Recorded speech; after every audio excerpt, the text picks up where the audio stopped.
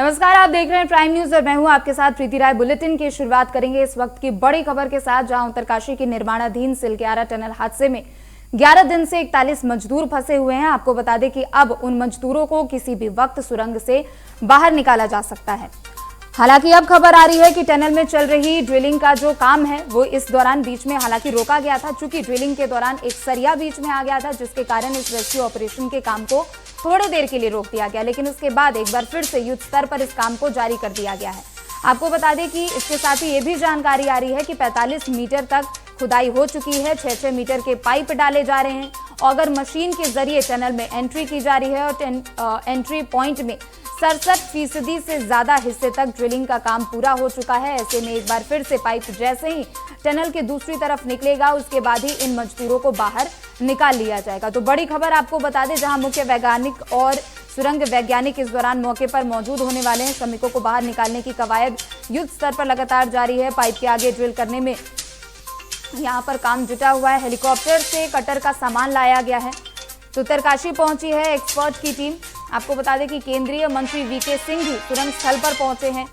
थोड़ी ही देर में अब एक बार फिर से काम शुरू कर दिया जाएगा, क्योंकि थोड़ी देर के लिए काम को रोका गया था। खुदाई के दौरान सरिया सामने आया था, जिसके बाद इस काम को थोड़ी देर के लिए रोका गया है। तो टनल हादसे से जुड़ी बड़ी खबर आपको बता दें, मुख्य वैज्ञानिक और सुरंग विशेषज्ञ वैज्ञानिक भी सुरंग स्थल पर पहुंच चुके हैं। किस तरीके से ये पूरा कार्य किए जा रहा है, इन तमाम चीजों का वो अपडेट भी ले रहे हैं और उनकी निगरानी में भी ये पूरा काम किया जा रहा है। हेलीकॉप्टर से कटर का मशीन लाया गया है। उत्तरकाशी में एक्सपर्ट की टीम पहुंची है। आपको बता दें कि केंद्रीय मंत्री वीके सिंह सुरंग स्थल पर पहुंचे हैं। तो वहीं थोड़ी देर के लिए हालांकि यहाँ पर काम रोका गया था, चूंकि जब यहाँ पर खुदाई की जा रही थी तो उस दौरान सरिया बीच में आ गया था, जिसके बाद इस काम को थोड़ी देर के लिए रोका गया है। तो मुख्य वैज्ञानिक और सुरंग वैज्ञानिक आदि द्विवेदी सुरंग स्थल पर पहुंच चुके हैं। श्रमिकों को बाहर निकालने के लिए ऑपरेशन भी लगातार जारी है। तो पाइप के आगे ड्रिल करने में अभी रुकावट हुई है। हेलीकॉप्टर से कटर का सामान भी लाया गया है। तो बड़ी खबर टनल हादसे से इस वक्त की आपको बता दें, जहां एक एक करके तमाम एक्सपर्ट की टीमें यहां पर सुरंग स्थल पर पहुंच रही है। थोड़ी देर के लिए रेस्क्यू ऑपरेशन का जो काम है वो रोका गया है। खुदाई के दौरान सरिया हालांकि आया था, जिसके बाद थोड़ी देरी के लिए काम को रोक दिया गया। लेकिन इस दौरान आपको बता दें कि एक बार फिर से जो रेस्क्यू ऑपरेशन का काम है वो फिर से शुरू कर दिया गया है।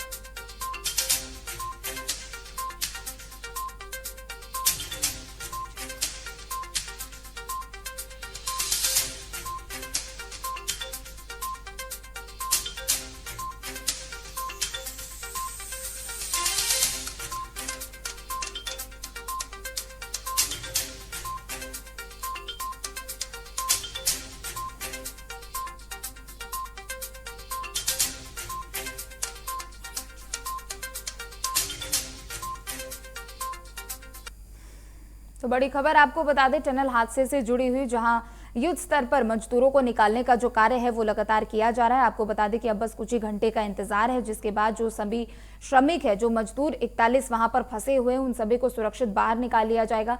10 से 12 मीटर की दूरी यहां पर बताई जा रही है मजदूरों तक, और इस दूरी को 6 घंटे में तय किया जाएगा। कई एक्सपर्ट की टीमें भी मौके पर लगातार पहुंच रही हैं। आपको बता दें कि मुख्य वैज्ञानिक और सुरंग विशेषज्ञ आरडी द्विवेदी सुरंग स्थल पर पहुंचे हैं और उन्हीं की निगरानी में आगे का काम भी किया जा रहा है। श्रमिकों को बाहर निकालने के लिए ऑपरेशन लगातार जारी है। आपको बता दें कि थोड़ी देर के लिए हालांकि रेस्क्यू ऑपरेशन का काम रोका गया था, चूंकि जब खुदाई की जा रही थी और उस निकासी सुरंग को जब तैयार की जा रही थी तो उस दौरान खुदाई में सरिया आया था, जिसके बाद काम को थोड़ी देर के लिए रोक दिया गया।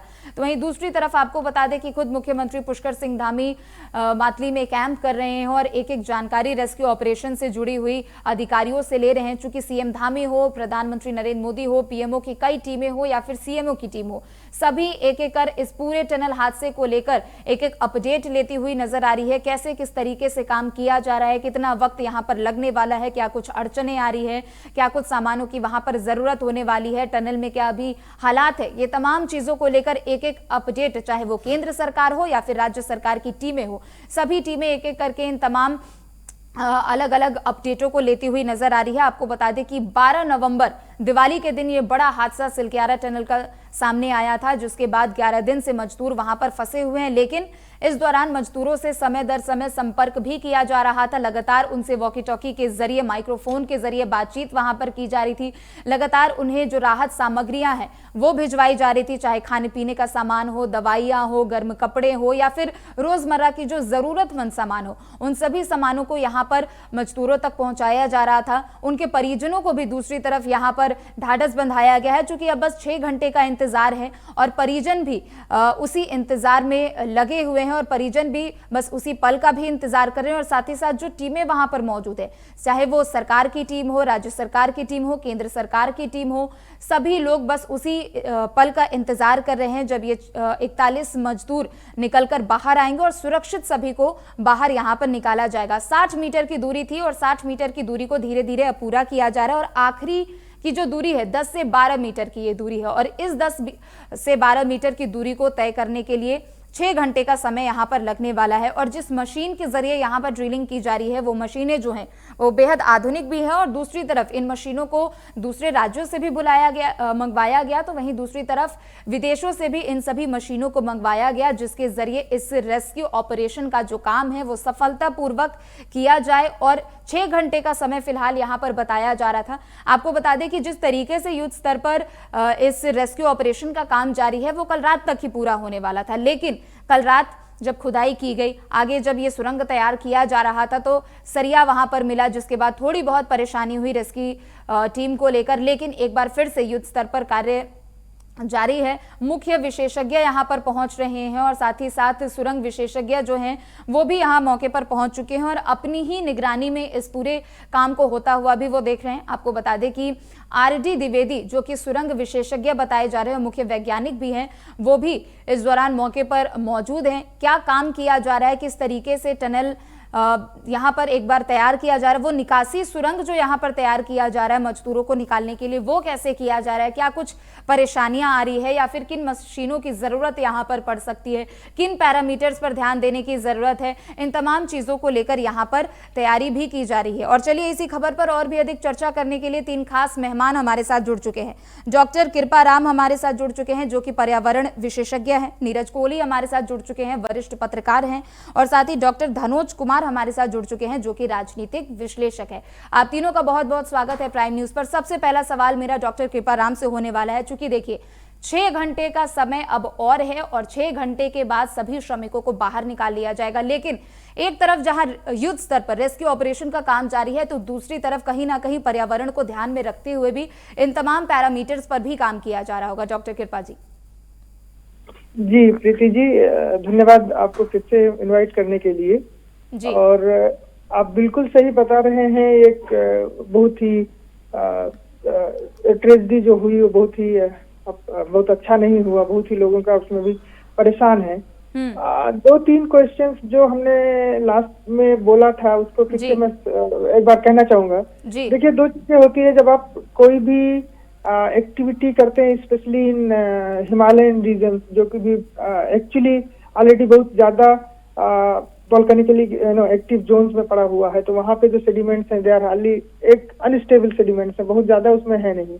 उसकी सेडिमेंट्स की क्वालिटी, वहाँ का जो वाटर है, all those things depends on that one. अब ये तो बहुत अच्छी खबर है कि एटलीस्ट आज हम इस पोजीशन में है कि हम उनको निकाल सकते हैं।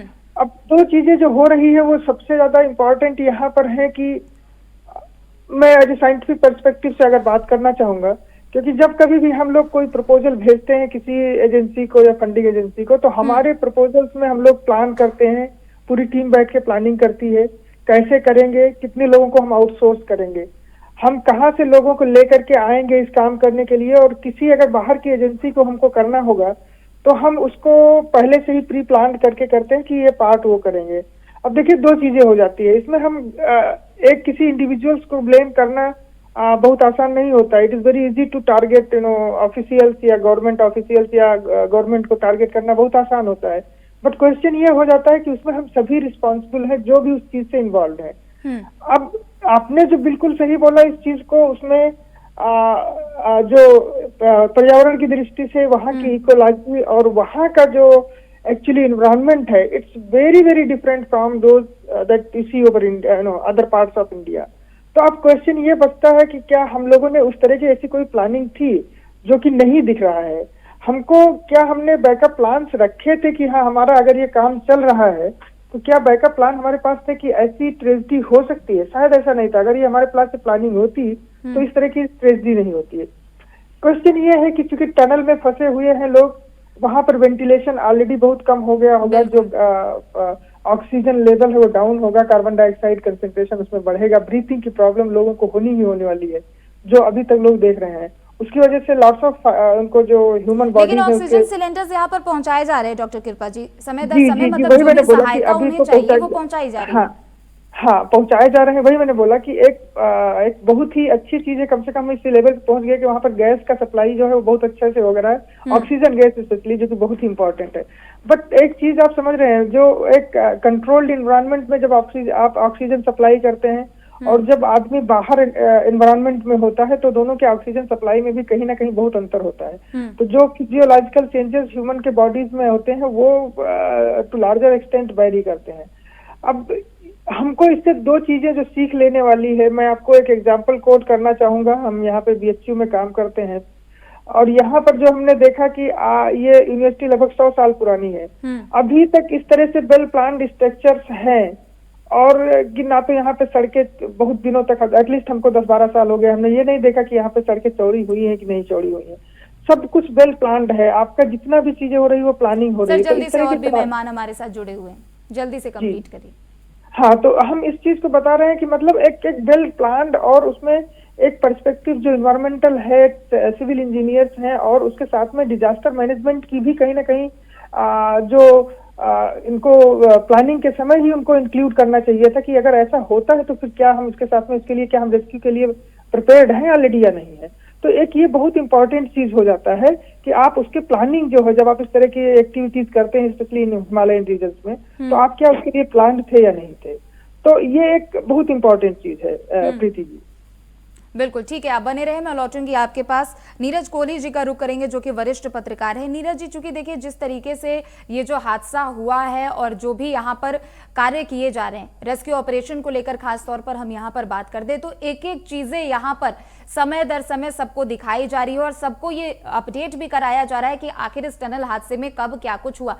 लेकिन कहीं ना कहीं यहाँ पर कई बार ये चीजें हो जाती है कि आंकड़ों का फर्क बेशक यहाँ पर देखने को मिलता है, लेकिन जब भी इस तरीके के हादसे सामने आते हैं मीडिया को लेकर एक काफी ज्यादा लोग सजग भी यहाँ पर महसूस करते हैं, क्योंकि मीडिया के ही जरिए ये जो खबरें हैं वो आम लोगों तक पहुंचती है और जो भी बकायदा जानकारी होती है उससे लोग रूबरू होते हैं। नीरज कोहली जी, आप तक आवाज पहुंच रही है मेरी?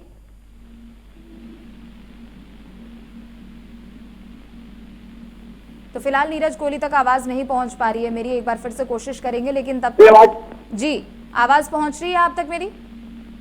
हाँ हाँ, आपकी आवाज आ रही है, मेरी आवाज? बिल्कुल बिल्कुल बिल्कुल, अपनी बात रखिए। देखिए कि ये कोई छोटी घटना नहीं है, बहुत बड़ी घटना है, लेकिन घटनाक्रम के बाद से जिस तरह से रेस्क्यू ऑपरेशन चला यहाँ पर, उसमें चाहे वो राज्य सरकार हो, चाहे केंद्र सरकार हो, चाहे हमारे जो अदर एक्सपर्ट्स हो, पूरी ताकत जो है राज्य सरकार और केंद्र सरकार ने अदर एजेंसीज के साथ पूरी इस ऑपरेशन पर पूरी ताकत लगा दी, पूरी जान लगा दी। और शुरू में मुझे लगता है कि जिस तरह की चर्चा थी कि सब लोगों को ये अनुमान था, शायद हो सकता है अंडर एस्टिमेट भी किया गया हो कि शायद ये मिशन हमारा 3-4 दिन में पूरा हो जाएगा, लेकिन जैसे जैसे ये रेस्क्यू ऑपरेशन आगे बढ़ता रहा और चुनौतियां बढ़ती चली गई और किसी को इतना अंदाजा नहीं था कि ये रेस्क्यू इतना लंबा चल जाएगा। लेकिन सुखद बात और शुभ संकेत ये है जो कल से जो नया डेवलपमेंट हुआ कि हमारा अंदर जो हमारे 41 श्रमिक भाई फंसे हुए हैं उनके साथ हमारा एक कम्युनिकेशन शुरू हुआ, उनके साथ हमारा जो टेलीफोनिक और दूसरी तरीके से एक संवाद हुआ, उनकी लाइव तस्वीरें हमारे पास आई और उनकी वीडियो आई, तो कम से कम हम लोगों को एक तसल्ली और एक मनोबल बढ़ाने के लिए ये हो गया कि हमारे जो श्रमिक भाई 41 अंदर वो सुरक्षित है, उनको किसी तरह की कोई बहुत बड़ी अभी दिक्कत नहीं है। और एक हमने जो अंदर उनके खाने पीने का सामान, जो दिनचर्या की जो चीजें हैं, और जो किसी को अगर शर्मिक भाई को कोई प्रॉब्लम हो रही है, अंदर दवाइयां वगैरह हमने उनको अंदर भेजने का जो हमने कर्म शुरू किया। तो ये सब चीजें जो डेवलपमेंट कल से हुआ, ये डेवलपमेंट बहुत अच्छा था, ये सब लोगों के लिए मनोबल बढ़ाने वाला था। लेकिन मैं समझता हूँ कि और अभी लगता है मुझे कि जिस तरह से रेस्क्यू ऑपरेशन चल रहा है, वो बिल्कुल हम कामयाबी के बिल्कुल अंतिम पग पर हैं। भगवान ने चाहा, ईश्वर ने चाहा, सब लोगों की दुआओं से, प्रार्थना से ये मिशन कामयाब होगा। हमारे 41 श्रमिक भाई जो हैं, जिनके बेचारों के प्राण दांव पे लगे हुए हैं, वो सब लोग सकुशल बाहर आएंगे। लेकिन हमें इस घटना के बाद मैं समझता हूँ कि हमें एक सीख जरूर लेनी पड़ेगी, एक सबक जरूर लेना पड़ेगा, क्योंकि हमें ये समझना पड़ेगा कि ये हिमालयन राज्य है, वहाँ की भौगोलिक परिस्थितियां बिल्कुल टिपिकल है, बिल्कुल विपरीत है। जब हम इस तरह के प्रोजेक्ट करते हैं तो जो DPR बनती है, डिटेल प्रोजेक्ट रिपोर्ट बनती है, उसमें जो मानक, जो स्टैंडर्ड तय किए जाते हैं, टाइम टू टाइम उसकी बहुत बारीकी से, बहुत करीबी से एक्सपर्ट्स के जरिए उसकी मॉनिटरिंग होनी चाहिए। क्योंकि आप अगर मानकों से हटोगे या छोटी मोटी चीजों को अनदेखी करोगे तो फिर इस तरह की घटनाओं की आशंका बनी रहेगी। तो मुझे लगता है ये एक बड़ी सबक लेने वाली बात है। भगवान इस घटना से हमको बचा दे, लेकिन फॉर फ्यूचर जो स्टैंडर्ड है, जो मानक है, क्योंकि शुरू में अब चीजें निकल के आ रही थी, अभी तो जांच कमेटी जब विस्तृत जांच रिपोर्ट अपनी देगी पता चलेगा, लेकिन शुरू में चीजें निकल के आ रही थी कि कुछ चीजों को अनदेखा किया गया। और 2019-20 के बाद जो देश में टनल निर्माण हो रहा है, उसके स्टैंडर्ड और उसके मानक भी बदले हैं, जो यहाँ ऐसा लग रहा है कि जो फॉलो नहीं किए गए, ये एक्सपर्ट्स भी बता रहे हैं। तो इन सब चीजों को, आगे को, भविष्य को देखते हुए, हमें इन सब चीजों को देखते हुए, इन सब चीजों को हमें बहुत अच्छे तरीके से करना पड़ेगा। और जो मानक स्टैंडर्ड है उनको पूरा हमें उनका पालन करना पड़ेगा, और तभी इस तरह के प्रोजेक्ट को हम आगे लेके चले। क्योंकि आप ये देखिए कि हम तो हर टाइम जो है वैसे ही प्राकृतिक आपदाओं के जद में रहते हैं, और एक प्राकृतिक आपदाएं और एक ये आपदा होती है कि मानव जनित आपदा, जो मानवीय गलती से या मानवीय भूल से होती है। तो मुझे लगता है इसमें कहीं ना कहीं बड़े सुधार की जरूरत है। अभी फिलहाल ये मिशन हमारा कामयाब हो जाए, बाकी चीजें बाद में है। बाकी चीजों को जो जांच रिपोर्ट अपनी विस्तृत रिपोर्ट देगी, उसके अनुरूप हमें आगे सब चीजों को ठीक करना होगा और आगे चलना होगा। बिल्कुल, ठीक है, आप बने रहे, मैं लौटूंगी आपके पास। डॉक्टर धनोज कुमार जी का रुख करेंगे। आप तक आवाज पहुंच रही है मेरी? जी पहुंच रही। धनोज कुमार जी, देखिए, जब इस तरीके की घटनाएं सामने आती है, चाहे वो उत्तराखंड हो या फिर देश के अलग राज्य ही क्यों ना हो, जो राजनीतिक पार्टियां होती है वे एक दूसरे पर आरोप प्रत्यारोप का दौर शुरू कर देती है। लेकिन ऐसे मामले पर फिलहाल राजनीति नहीं करनी चाहिए, और यही सिचुएशन कुछ ऐसे ही उत्तराखंड के इस हादसे को देखते हुए समझ में आ रही है कि जहां एक तरफ सरकार की तरफ से पुरजोर तरीके से प्रयास किया जा रहा है, तो दूसरी तरफ विपक्षी पार्टियां जो हैं वो कार्यशैली पर भी सवाल उठा रही है, और तमाम तरीके से यहाँ पर लूप होल्स देख रही है जिस पर सवाल उठा रही है। तो कहीं ना कहीं ऐसे मामलों पर राजनीति ना करके पहले एक सार्थक पक्ष विपक्ष की तरह आगे बढ़कर काम करना बेहद जरूरी है। सबसे पहले तो जो जिंदगी फंसी हुई है, उस जिंदगी की सलामती की मैं दुआ करूंगा, और उम्मीद करूंगा कि वो सफल हो निकले बाहर। 2 लाइन से शुरुआत करूंगा।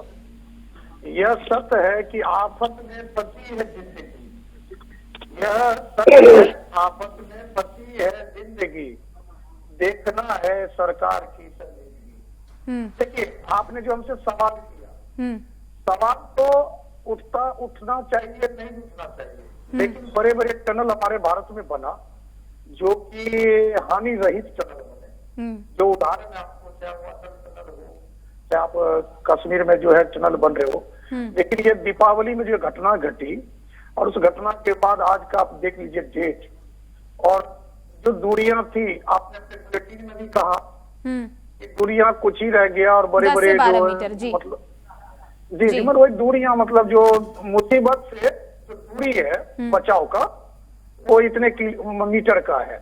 लेकिन सवाल यह है कि जो टनल सरकार बना रहा है, तो सरकार के ऊपर ही तो सारा चीज आएगा ना। कि अगर वहां पर मान लीजिए कोई भी खामियां रही हो, जो मुस्तैदी अभी दिखाई जा रही है, यही मुस्तैदी उस टाइम प्रिकॉशन लिया जाता, तो क्या ऐसा हादसा होता? सर, हादसे तो लेकिन प्रेडिक्ट नहीं कर सकते हैं ना, हम हादसे तो प्रेडिक्ट नहीं कर सकते हैं। मैं प्रेडिक्ट की बात नहीं कर रहा हूँ। जो भी आप अंदर टनल बना रहे, पहले भी तो एक्सपीरियंस था। मैं यह नहीं कहता हूँ कि राजनीति करना या मेरा बोलना उचित है इस टाइम, क्योंकि मैं तो दुआ ही कर सकता हूँ। सवाल होता है कि वहाँ काम करना, जिनका काम है उसको तेजी लाना है, ठीक है, कुछ देर के लिए काम रोका गया, उनके घर वालों से पूछिए, क्योंकि मैं भी यहाँ पर राजनीति कर सकता था, लेकिन मैं राजनीति बिल्कुल नहीं कर रहा हूँ, क्योंकि हमारे भारतीय फंसे हुआ, मैं उनको शोषित पीड़ित मजदूर श्रमिक नहीं बोलूंगा, मैं बोलूंगा कि हमारे भारतीय भाई वहाँ फंसे हुए हैं, जिनके परिवार चिंतित हैं, हम और आप चिंतित हैं। मीडिया का रोल बहुत अच्छा है, मैं मीडिया को धन्यवाद देता हूं कि मीडिया ने इनका समय समय पर कवरेज किया और दिखाया, मुझसे भी किया। उसी का नतीजा है कि आज वहां पर देश विदेश के बचाव दल और वहां के यंत्र जो है देश विदेश से लाकर, उसको कटर कह लीजिए, यारी कह लीजिए, या जो भी मशीन है वो कह लीजिए, चाहे अमेरिका ही क्यों ना, वहां से भी तो लाया गया, ये सब लाएगा। इसमें कहीं ना कहीं प्रीति मीडिया का, और मैं प्राइम न्यूज को बहुत बहुत धन्यवाद दूंगा कि आप इस पर कर रहे हैं, और इसको देखकर सरकार भी, क्योंकि देखिए सरकार डरती है तो मीडिया से ही डरती है, नेता डरते हैं तो मीडिया से ही डरते हैं, क्योंकि उनको पता है कि मेरी अच्छाई बुराई सब मीडिया ही दिखाएगा। और आज मीडिया जो है दीपावली के रात से, जब पूरा देश जश्न मना रहा था, दीपों का त्योहार मना रहा था, तब ये हादसा हुआ। जरा सोचिए क्या मंजर होगा, वो मंजर को जरा सोचिए। लेकिन सरकार जिस तरह से मुस्तैदी के साथ, जिस तरह से अपने जो भी उनकी बचाव राहत कार्य है, जिसमें मतलब बचाने का काम हो रहा है, लेकिन मैं आपके चैनल के माध्यम से कहूंगा कि थोड़ा जल्दी तेजी लाया जाए। बिल्कुल, और सिर्फ 6 घंटे का ही समय बाकी है, और साथ ही पहाड़ी राज्यों में खासकर उत्तराखंड में आज इगास का पर्व है, और यही बात लोग बार बार कह रहे हैं कि आज इगास के पर्व की जो खुशी है वो और दोगुना हो जाएगी, क्योंकि हमारे जो सारे मजदूर वहां पर फंसे हुए हैं वो सकुशल वापसी करने वाले हैं। आप तीनों का बहुत बहुत शुक्रिया यहाँ पर जुड़ने के लिए और चर्चा में भाग लेने के लिए। तो बड़ी खबर आपको बता दें, जहां टनल हादसे को लेकर युद्ध स्तर पर राहत बचाव कार्य जारी है, और ऐसे में 12 मीटर की दूरी अभी बताई जा रही है, जिसे 6 घंटे का समय इस दौरान लग सकता है राहत बचाव कार्य को लेकर, और 6 घंटे के बाद सभी मजदूर वापस आएंगे। तो सरिया काटने के बाद एक बार फिर से रेस्क्यू ऑपरेशन का काम शुरू हुआ है। सिलक्यारा टनल ऑपरेशन में तेजी आई है, पाइप डालने की प्रक्रिया भी शुरू हो चुकी है। आपको बता दें कि 12 मीटर की दूरी थी और रेस्क्यू में 15 घंटे अभी और लगेंगे। ये बयान आया है भास्कर खुलबे की तरफ से, जो कि पीएमओ के अधिकारी है। तो उत्तरकाशी से ये बड़ी खबर आपको बता दें, सरिया काटने के बाद एक बार फिर से ऑपरेशन का काम शुरू किया गया है। और चलिए फिलहाल इस बुलेटिन में इतना ही। आप देखते रहें प्राइम न्यूज।